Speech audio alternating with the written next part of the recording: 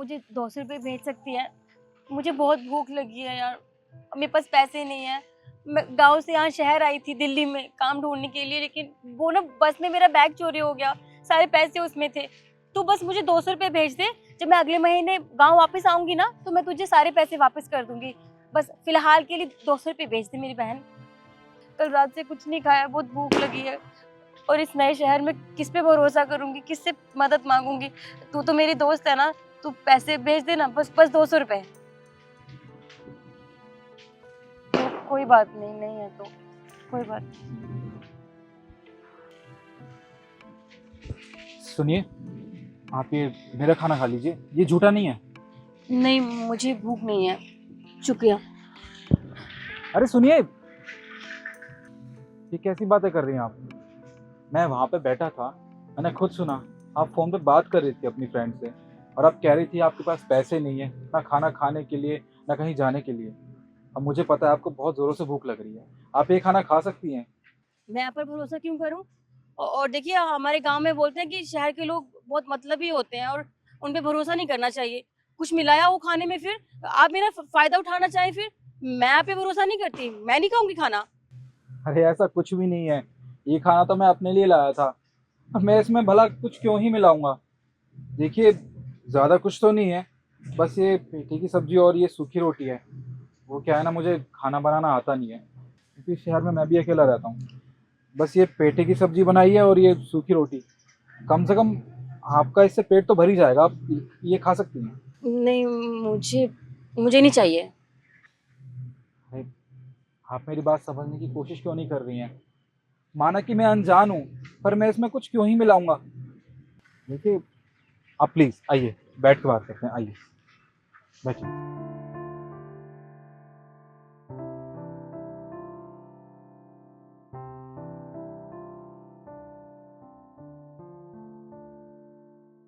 आप एक बात बताइए, आप इस शहर में अकेले आई थी? आपके साथ कोई नहीं आया क्या? नहीं, मैं अकेली आई हूँ। मैं लखनऊ शहर की रहने वाली हूँ। पहले वहाँ काम करती थी। वहाँ ना एक हमारे मालिक हैं, पहले उनके ही अंडर काम करते थे। वहाँ काम अच्छे से नहीं चल रहा था तो उन्होंने कहा कि तुम दिल्ली शहर में आ जाओ, यहाँ बहुत सारे लोग अपने वहाँ के मिल जाएंगे और काम भी अच्छा है, रहने खाने को भी मिल जाएगा थोड़ा बहुत। तो बस उनके कहने पे मैं यहाँ आ गई। पर फ़ोन कर रही थी, फ़ोन उठा ही नहीं रहे हैं। उन्होंने कोई पता भी नहीं दिया था। बस कहा स्टेशन से उतरोगी, दिल्ली पहुंचोगी तो बस फोन कर देना, हम तुम्हें लेने आ जाएंगे, बता देंगे कहाँ आना है। ना फोन लग रहा है उनका, ना कुछ समझ नहीं आ रहा। सारा सामान भी चोरी हो गया। गांव वापस जाने तक के पैसे नहीं है मेरे पास, खाने तक के पैसे नहीं है। आपका सामान चोरी हो गया? अरे, आपको तो अपने सामान का ध्यान रखना चाहिए था ना। जब भी लोग सफ़र में जाते हैं, अपने साथ सामान लेके जाते हैं, उन्हें उस सामान का ध्यान रखना चाहिए। आपके पास ज़रा भी पैसे या किसी का नंबर कुछ भी नहीं है?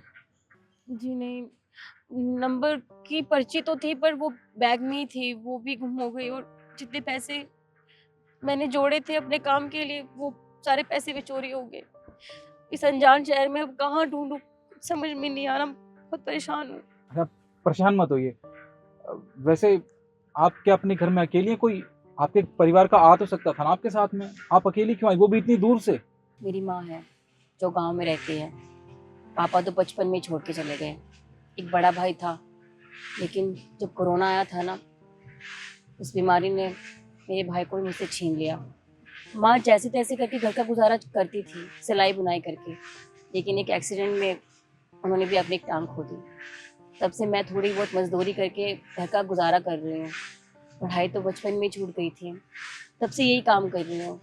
अब लखनऊ में काम अच्छा नहीं चल रहा था तो यहाँ आई थी दिल्ली में। सोचा था काम करूँगी, सब ठीक हो जाएगा, माँ का इलाज करवाऊँगी, कुछ पैसे भेज दिया करूँगी, लेकिन अब शायद वो भी ना कर पाऊँ।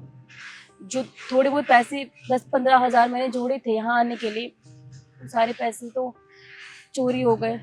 गाँव में भी कुछ भी नहीं है। अब मैं गाँव कैसे जाऊँ, अपनी माँ को कैसे बताऊँ? वहाँ माँ परेशान हो रही होगी, कुछ समझ नहीं आ रहा। अब इस अनजान शहर में किस पे भरोसा करूँ, किसको बोलूँ? देखिए, आप परेशान मत हो। आप एक बात बताइए, आपको खाना बनाना आता है?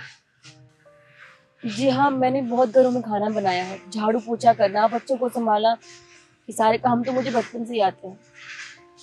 देखिए, आज से 6 साल पहले जब मैं शहर में आया था ना, तब मेरे लिए भी सारे लोग अनजान थे।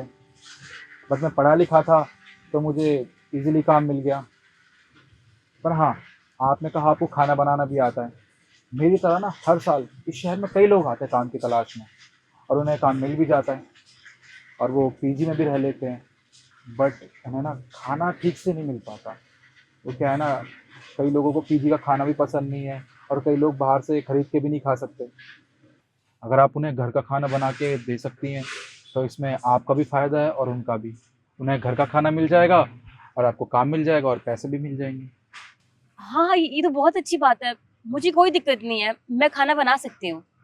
हाँ, तो बस आपकी प्रॉब्लम सॉल्व हो गई।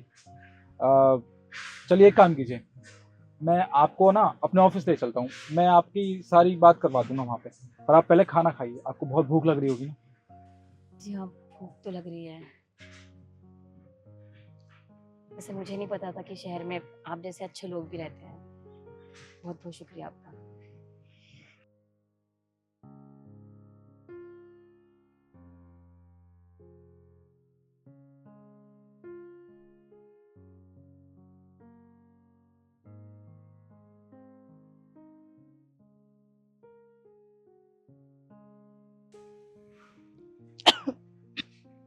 ये लीजिए।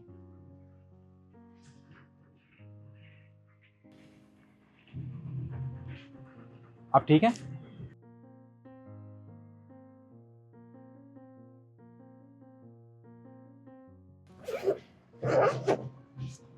आपका बहुत बहुत शुक्रिया। कोई बात नहीं। अपने पेट भर के खाना तो खा लिया ना? जी हाँ, बहुत अच्छे से खाया। चलिए, ये तो बहुत अच्छी बात है। अच्छा, आप मेरे साथ मेरे ऑफिस चलिए, मैं वहाँ आपको मिलवा देता हूँ अपने दोस्तों से और अपने मैनेजर से। जी।